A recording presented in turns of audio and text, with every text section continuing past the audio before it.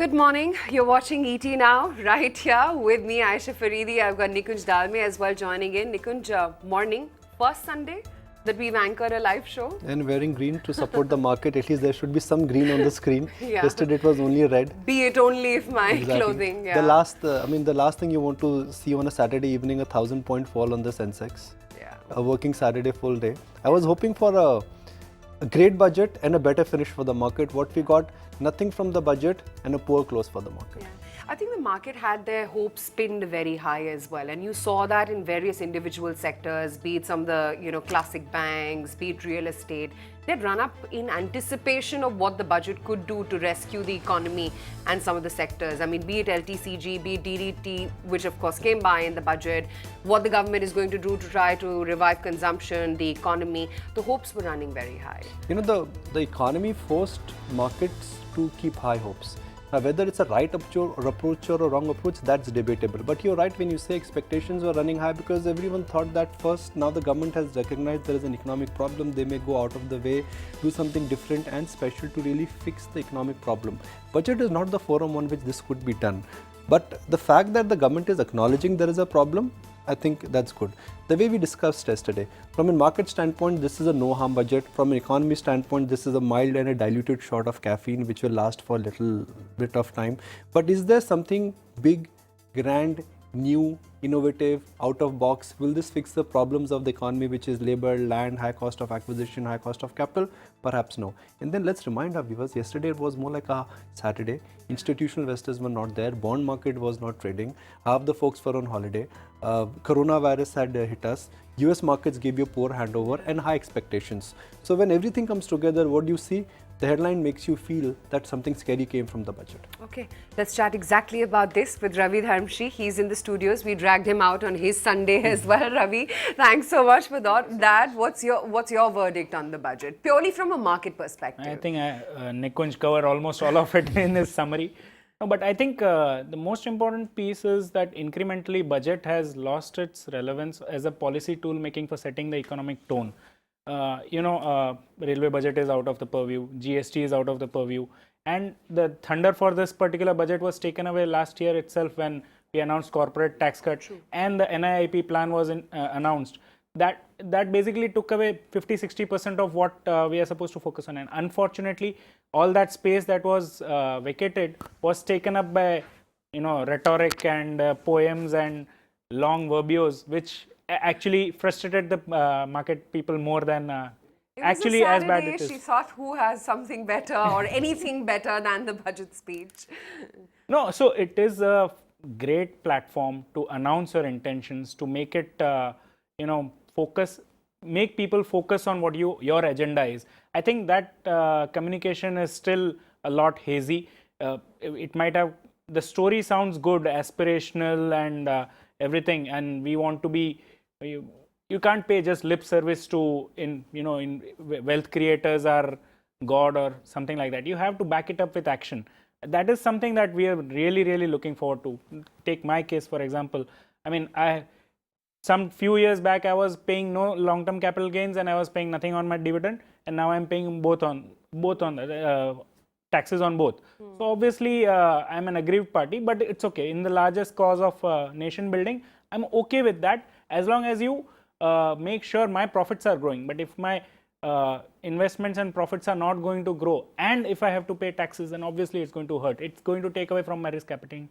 If I look at the tax structure, Ravi, I mean, it absolutely amazes me the difference in the tax structure. Corporate tax rates, one of the lowest in the world.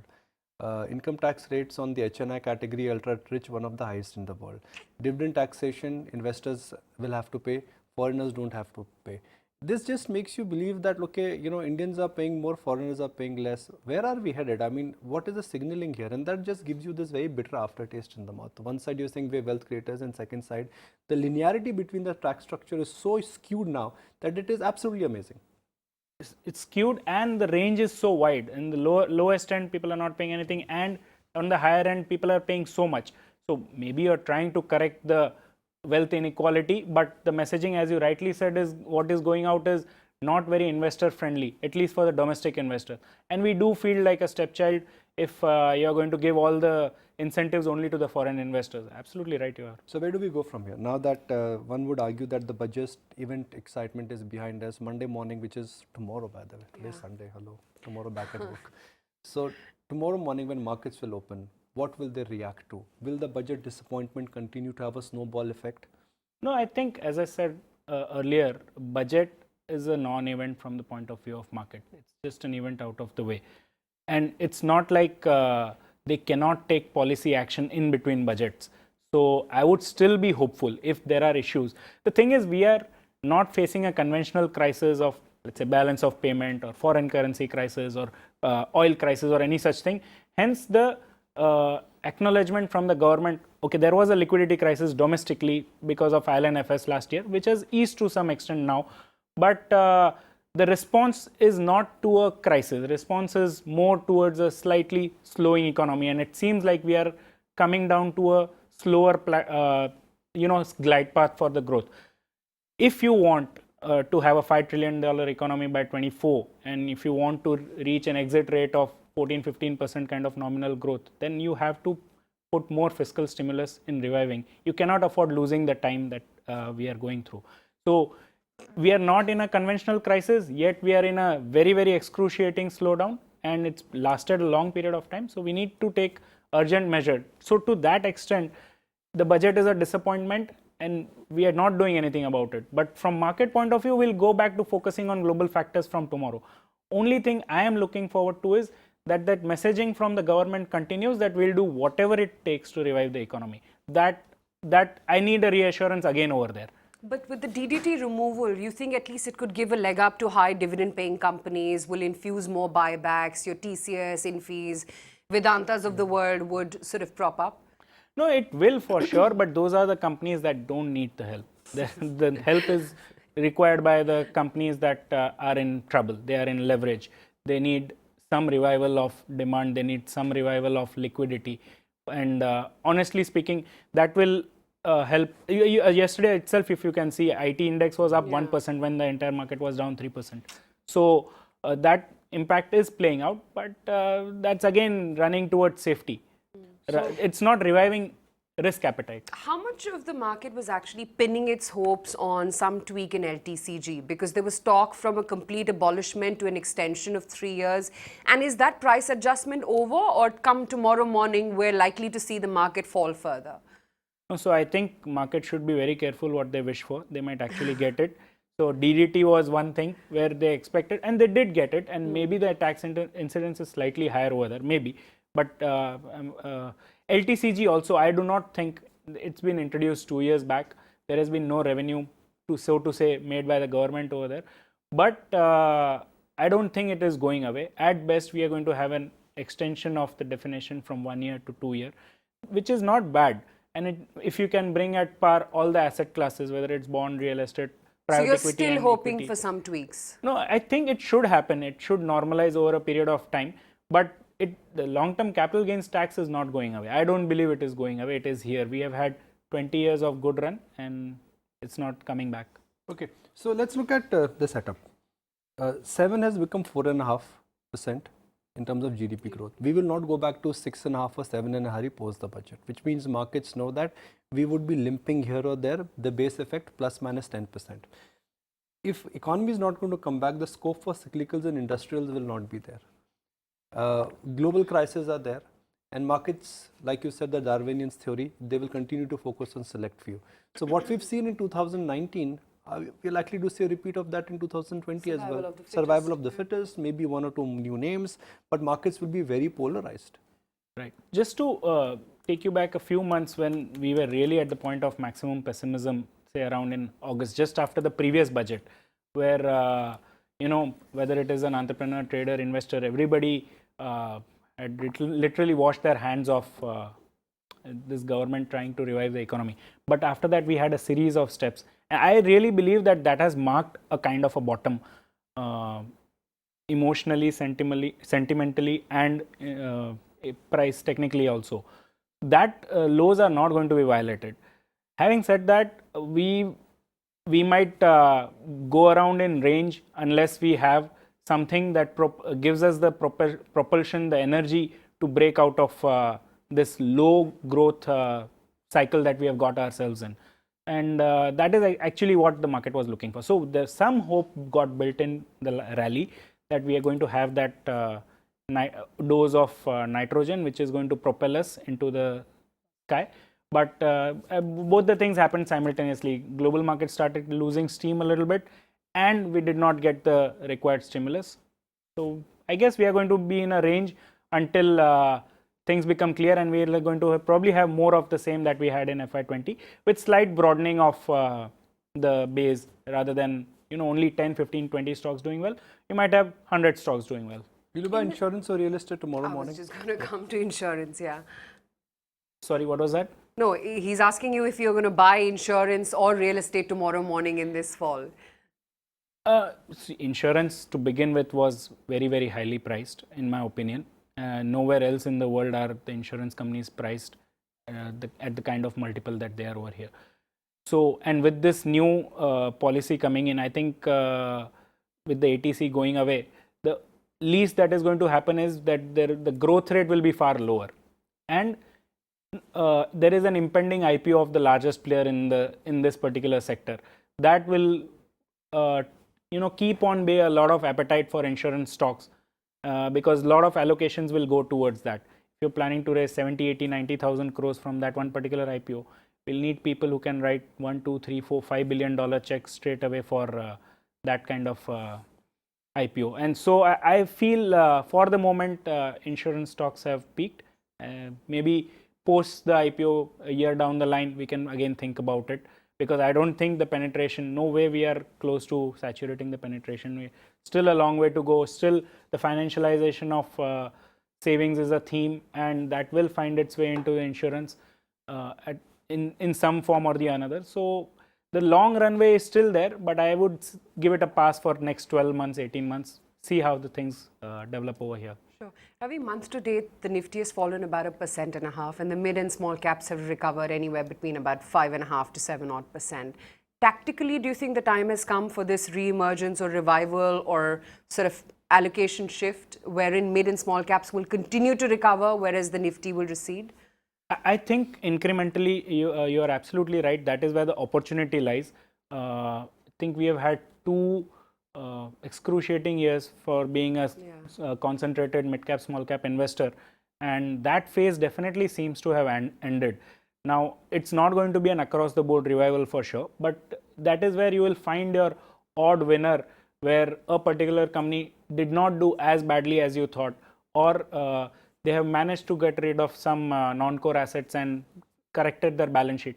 Or basically, that's where the valuations are not an issue, and growth is an issue to some extent. If you can find a company where the balance sheet is in good shape, but some temporary liquidity issues or some issues like where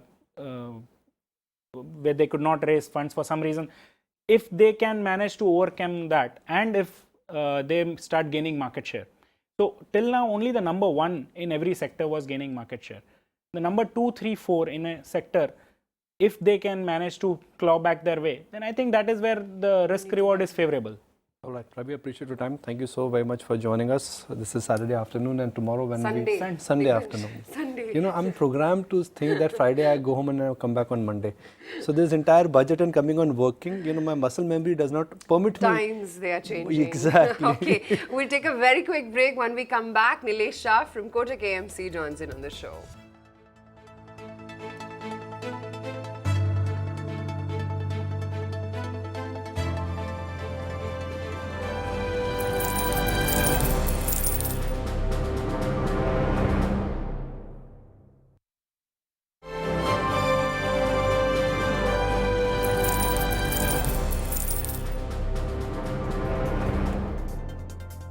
All right, tomorrow morning when markets open after a scary Saturday, are we in for some respite, or it's going to be back to basics, which is that earnings are a problem, coronavirus is a challenge, and globally things are looking slightly shaky.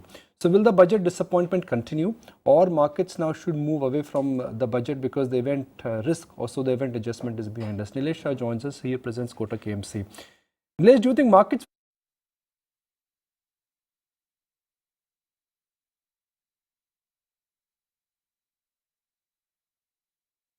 VCs, I think that would be an unfair reaction and unfair assessment?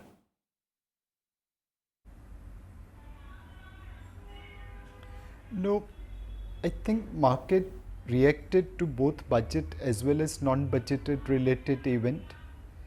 On the non-budget side, there was scare of coronavirus which roiled US markets on Friday. On Monday, Chinese markets are likely to open significantly below their previous close. So somewhere our markets also fell in line with global markets. Second, on the budget side, markets had a lot of expectation about LTCG and DDT. When STT was levied, LTCG was removed. Today, STT and LTCG coexist. So every budget there is expectation that either STT will go away or LTCG will go away. Similarly, on dividend distribution tax, there was acceptance that the cost of capital is very high in India as a corporate is taxed at profit after tax level, dividend distribution tax level, and at the shareholder level. Now, there was hope that DDT will be moderated or removed. It has just been shifted from corporate to recipient. So those two disappointments, along with coronavirus scare and the fall which happened and is expected in global market, pulled together to bring our markets down. Nilesh, ultimately what markets want is earnings. And given the fragile state of the economy, and this is not a conventional slowdown because of macro or because of global factors or because of any twin deficit or trade deficit, markets were hoping that this budget will do something to kickstart the consumption. But even though a tax cut has come in, it's very complicated, structures have been introduced. So the headline says 40,000 crore goes more into the hand of Indian consumers. But the fine print tells you that it's just an headline.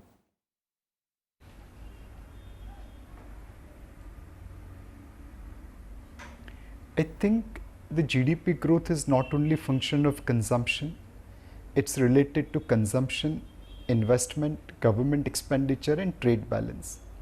If you look at government expenditure, the fiscal deficit has been stretched to the highest level, and this is after taking very ambitious target of 2,10,000 crore on divestment. So whatever was possible on government expenditure side, government has already done.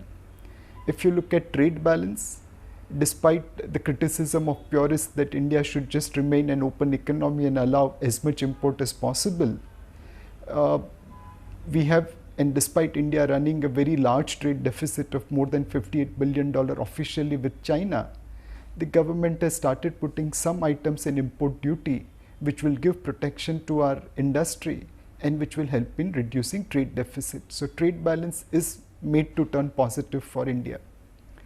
The third thing is related to investment, and investment is function of multiple things, but sentiment plays an important role. In this budget, 3 intent has been announced, and obviously it needs to be executed on ground. One, there will be a tax charter which will protect citizens. Now that's an important thing to move away from tax harassment. Second, there is talk about strengthening enforcement of contract. We all know how our legal system is. If we can make it work to enforce contract, to honor words, to honor commitment, I think businesses will flourish. And the third thing is related to removal of criminal liability for civil act. A businessman running a business committing foul of a regulation cannot be held criminally liable for certain offenses. If those burdens are taken away from our entrepreneurs in reality, on ground, in real life, I think that will encourage businesses, that will support investments. But apart from that, many other things also needs to be sorted out. On the consumption side, I believe it is not only the budget which has to do. Outside of budget, lots of things have been done. For example, GST rates have fallen from 14.4% to 11.8%. That's putting 2 lakh crore in the pockets of consumer every year. The telecom charges have dropped considerably over last 5-6 years. That has taken away 1 lakh crore from the revenue of telecom companies that has gone into the pocket of consumers. The e-com companies provide goods and services below cost. They are probably putting 50,000 crore in the pockets of consumers annually. If you look at the farm loan waiver, which has happened over 5-6 years, and farm loan waiver does not put money in the hands of a consumer, but it does take away their burden, that number is more than 4 lakh crore. So there has been lots of steps taken on the putting money in the pockets of consumer. The 7th pay commission by central, state, local government and public sector enterprises are putting probably 100,000 crore in the pocket of government employees. So there is money given to the consumers outside of budget. What we need is to ensure that this chakka jam which has happened in the economy in terms of credit flow is defrozen at the earliest. Compared to last year, over previous 12 months, the incremental credit growth is down by 5,50,000 crore or $72 billion. If you take away $72 billion of incremental credit, your GDP is bound to slow down. If you restore that $72 billion of credit, your GDP is bound to jump. So we must focus on outside of budget to remove constraints on credit flow. I think growth will get restored. So come tomorrow morning, what is it that we are staring at? Would the budget price adjustment be done with, and would we be back to tracking global cues, the coronavirus fear, etc., align ourselves with the globe, or do you think more of the weakness would be witnessed tomorrow as well?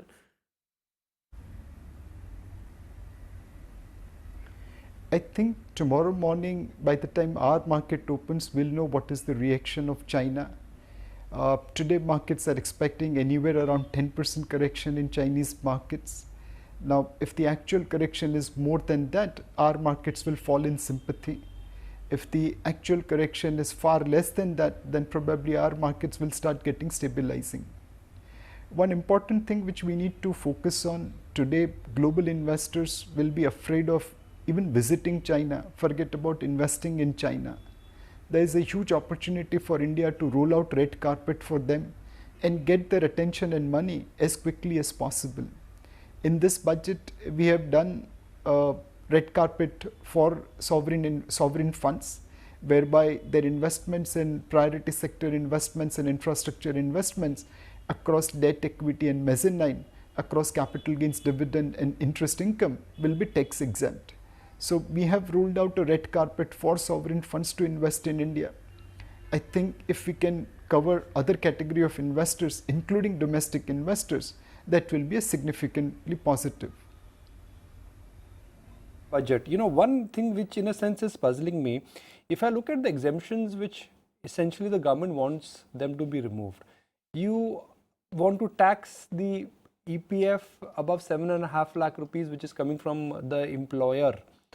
Do you think the broad messaging or attempt from the government is that they want to essentially focus less on saving and they want to bring the small saving rates down?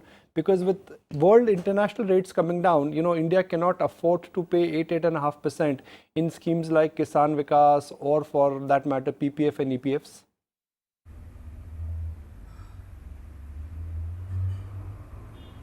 So undoubtedly, Nikunj bhai, your small savings collection target next year is 2,40,000 crore. That's 20,000 crore a month. That's more than most of the commercial banks' deposit mobilization in entire year. Now, partly this small saving flows have jumped from about 100,000 crore average to 200,000 crore average because of the higher rates offered by small savings. The second thing is related to encouraging domestic investors. Now, you know, when you give deferment of taxation on ESOPs to startup employees, but don't extend it to other corporate employees, it does create a sour taste in the minds of other corporate employees. What's the difference between a startup and a corporate? If at all a corporate has a longer term track record of serving the country in terms of business growth. The second thing is related to provident fund taxation. Now, PF contribution and NPS contribution above certain limit, when it gets taxed in the hands of recipient, clearly the salaried employees feel that they are bearing the unfair burden of taxation vis-a-vis, let's say, other taxpayers, including businesses and professionals. The third thing is related to domestic investor base. For example, in mutual fund, there will be withholding tax. Now, there is also talk about tax being levied on capital gains. Now, in our opinion, that's a wrong interpretation, but obviously we have to rely upon professionals to give their opinion. Somewhere we have to ensure that while we welcome foreign investment, we also encourage domestic investment. And in terms of spirit, I think the regulator, the government, and the industry is all on the same page. But somewhere in the execution, we end up making small omissions. For example, today gold is being bought over by everyone because buying gold is so easy. You just walk into jeweler shop, pay the money and take the gold jewelry out. On the other hand, when you want to buy a financial product, you have to go through KYC, you have to go through a process. Now that kind of puts people away from buying financial instrument. If we can improve ease of doing investment, if we can make it very simple, just like buying of gold jewelry, I think financial savings will grow and it will counterbalance or it will augment along with foreign capital in creating growth in the economy. Nilesh, we can hear the cooker ki seeti. I believe Sunday lunch is ready, so we're not going to hold you back anymore. Thank you as always for taking the time out. Thank you. There, one more. Okay. Good to have you as always. So Nikunj, what Sunday plans? Cooker ki city, lunch time. TDK Prestige. Exactly. Okay, we're going to wind it up. But rest assured, we'll see you with all the market action tomorrow morning at 8 a.m. It's a goodbye from us.